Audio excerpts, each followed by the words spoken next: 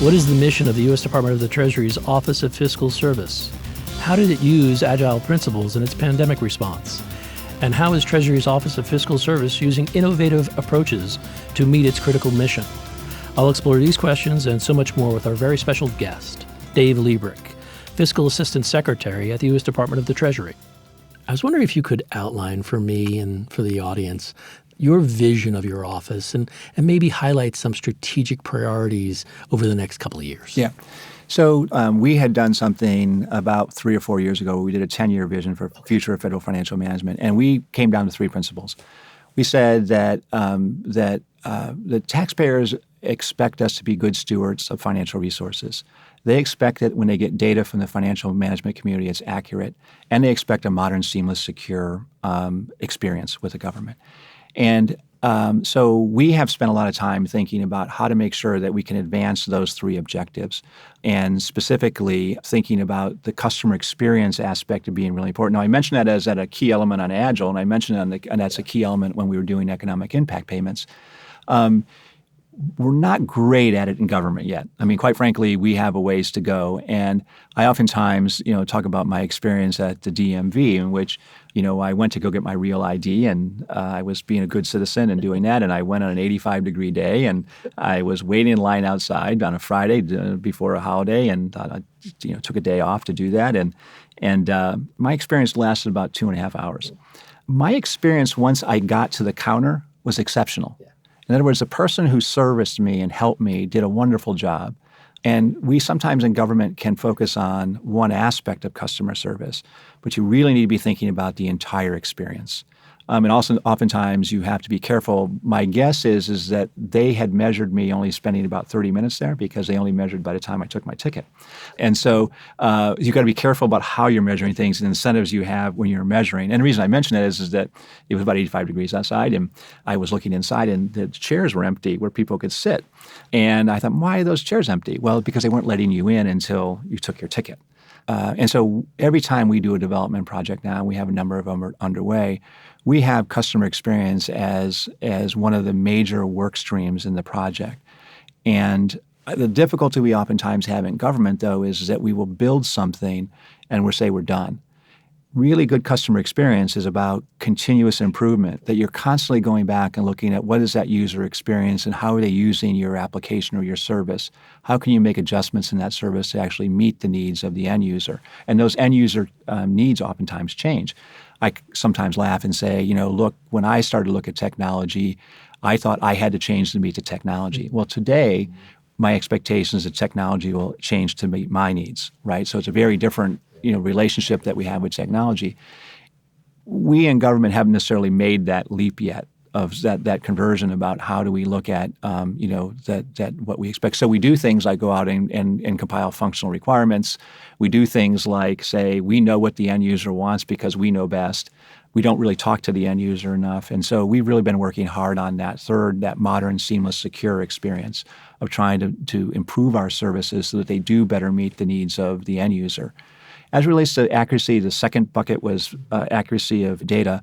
I mentioned earlier about the role we had in the Data Act and really doing a better job. We have a wonderful site, which I encourage everyone to take a look at, called Your Guide to America's Finances, which really breaks down how government spends its money, how it receives its money, and then the resulting deficit, and then the resulting debt, because the debt is a totality of all the deficits.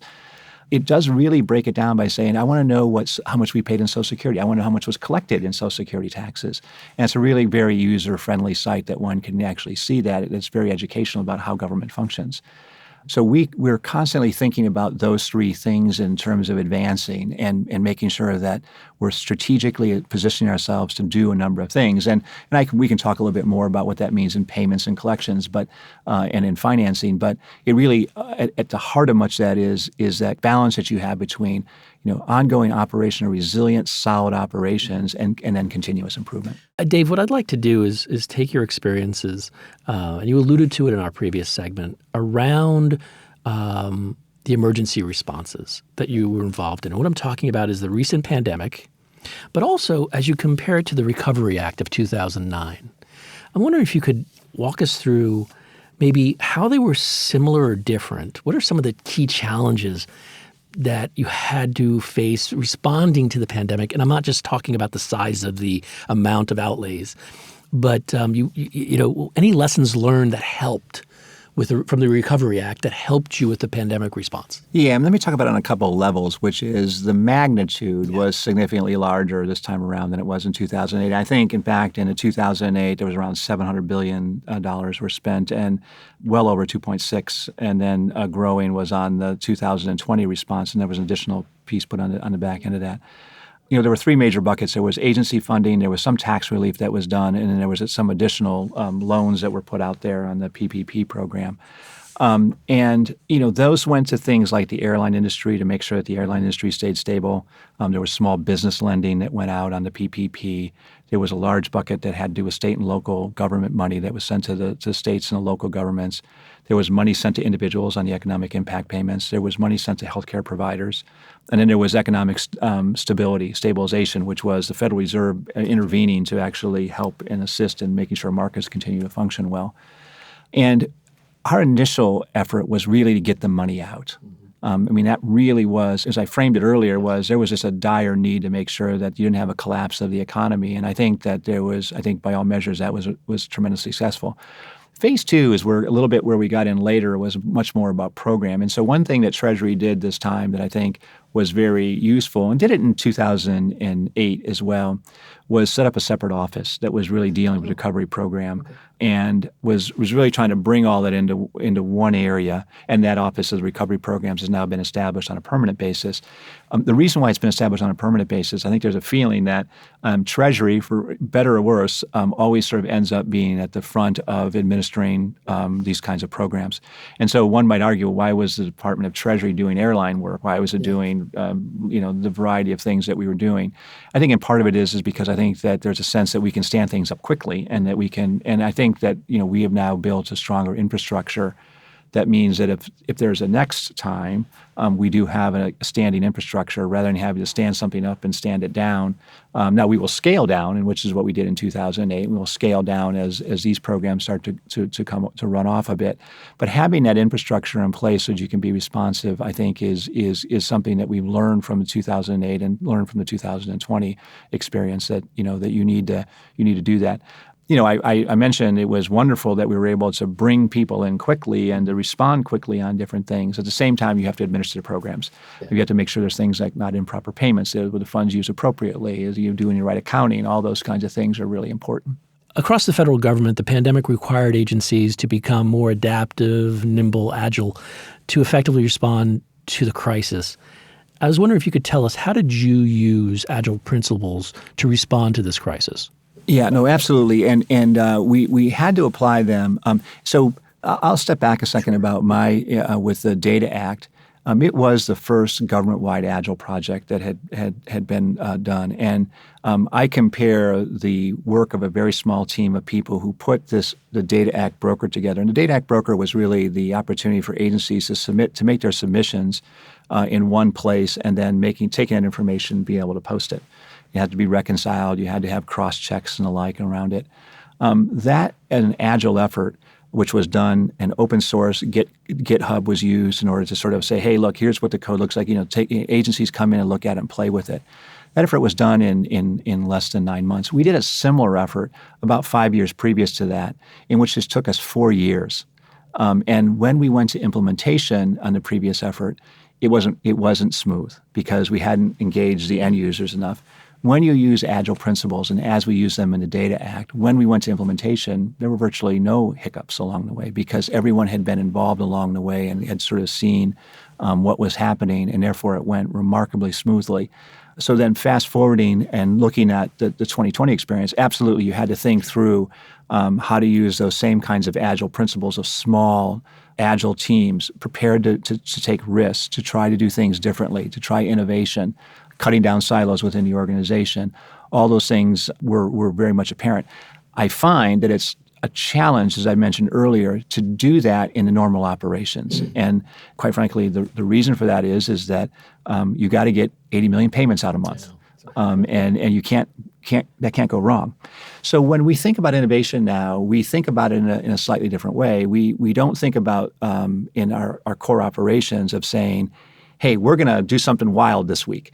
We take a look at how we can take a look at it in small scale and then take a look at things like bots and the like.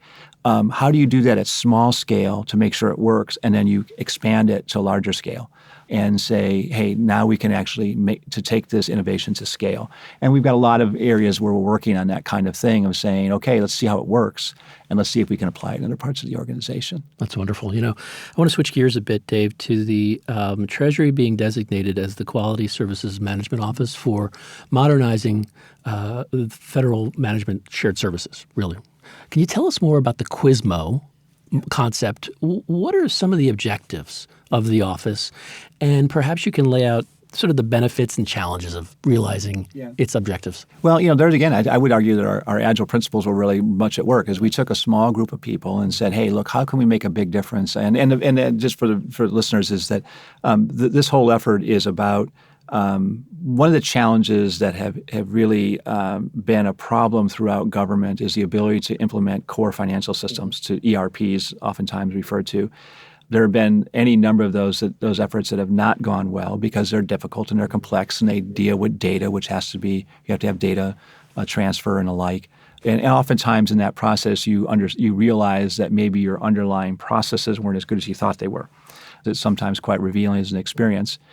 The QSMO effort was really an attempt to say, look, let's make sure we can develop a marketplace and that we have a core group of people who have experience in sort of what it means to implement an ERP, a financial management system, and have the other agencies benefit from that experience of both providing services that are of a high quality, but also then have the ability to draw on the expertise of others who have done it previously to make sure that you don't make the same mistake over again. I always kind of joke and say, look, every time I do a home improvement project, I am going back to the home improvement store 4 or 5 times because I never get it right the first time. Now, by the third or fourth time I do it, I'm only going to the store once because I know exactly what I need and I have the expertise to do it. Many times in government, we are in the former category, which is everyone thinks we're going to do this differently on our own and are not learning from the mistakes that have occurred.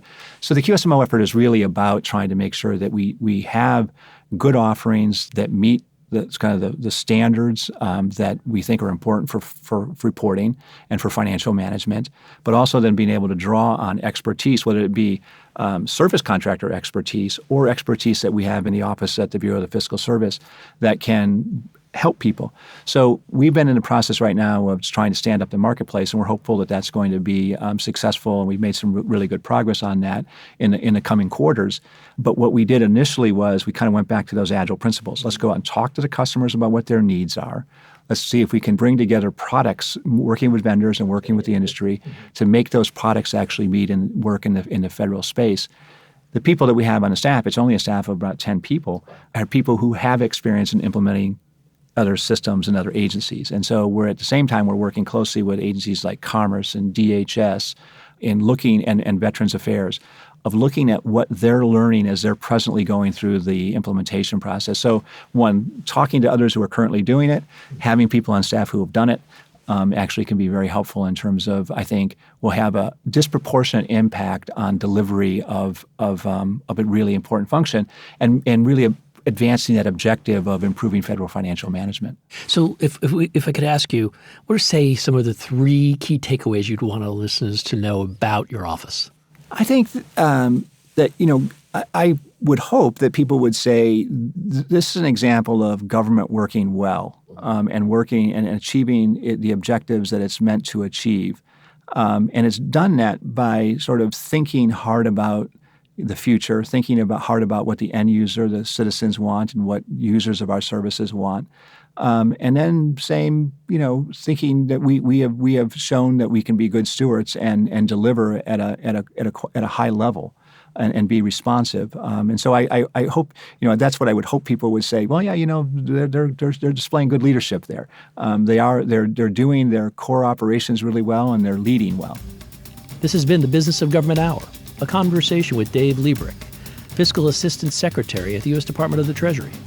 Be sure to join us next time for another informative, insightful, and in-depth conversation on improving government leadership and its effectiveness. Until then, subscribe, download, and listen to the entire interview at Podcast One, iTunes, or on your favorite podcast app. and as always at businessofgovernment.org.